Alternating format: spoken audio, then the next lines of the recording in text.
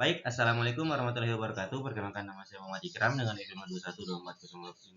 Kali ini saya akan menjelaskan tentang tugas keamanan individu tentang akses kontrol matriks atau ACM. Ya, singkatnya, di sini kita punya 3 deskripsi kasus. Yang pertama itu ada 3 user. Yang pertama itu Alim, Liam, dan juga Mila.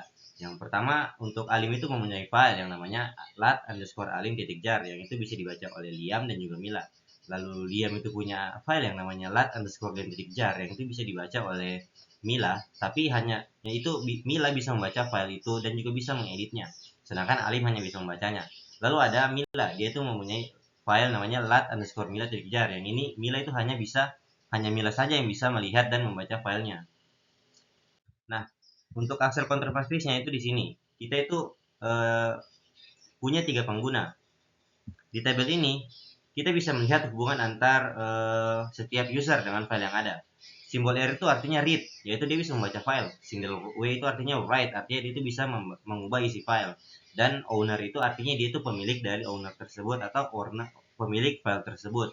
Nah, bisa kita lihat pada kolom pertama. Di sini usernya itu adalah Alim. Alim itu adalah owner dari file lat_alim.jar. Artinya dia bisa memiliki atau dia mempunyai hak akses untuk semua filenya ini. Dan Liam serta Mila itu hanya punya hak read untuk file lat_alim.jar. Nah, sekarang kita akan lanjut. Kita akan mengubah aksesnya atau melakukan perubahan akses. Pertama itu kita membuat Mila memiliki hak read kepada user lain untuk file miliknya atau file lat_mila.jar. Dia itu menambahkan hak read untuk user lain, yaitu Alim dan Liam. Nah, serta Alim itu menghapus jejak hak read atau menghapus jejak R pada user Liam pada file load_alim.jar.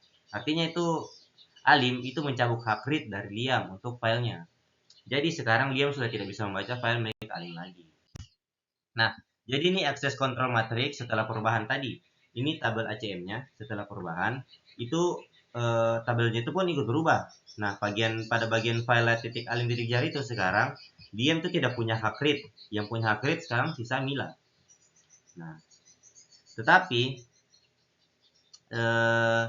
perubahan seperti ini tuh penting karena untuk menjaga keamanan. Jadi sekarang untuk file Alim itu yang ownernya Alim yang bisa membaca itu hanya Mila sendiri, sedangkan Liam sudah tidak. Nah, akan tetapi untuk file Liam itu tidak ada perubahan, yaitu artinya file Liam itu Mila masih bisa membaca sama mengeditnya, sedangkan Alim hanya bisa mengeditnya.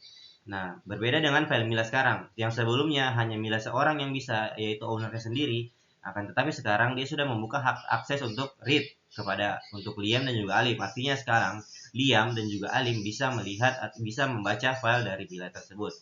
Jadi, kesimpulannya, dari tugas ini saya simpulkan bahwa akses kontrol matriks itu membantu kita untuk mengatur dan mengawasi hak akses pengguna terhadap file dengan akses kontrol matriks. Administrator atau pemilik file itu bisa mengontrol siapapun untuk membaca, menulis, atau bahkan tidak membolehkan untuk mengaksesnya sama sekali. Nah, perubahan akses ini penting supaya keamanan data itu tetap terjaga dan tidak disalahgunakan dalam penjelasan. Dan sekian dari saya. Saya Muhammad Ikram pamit undur diri. Wassalamualaikum warahmatullahi wabarakatuh.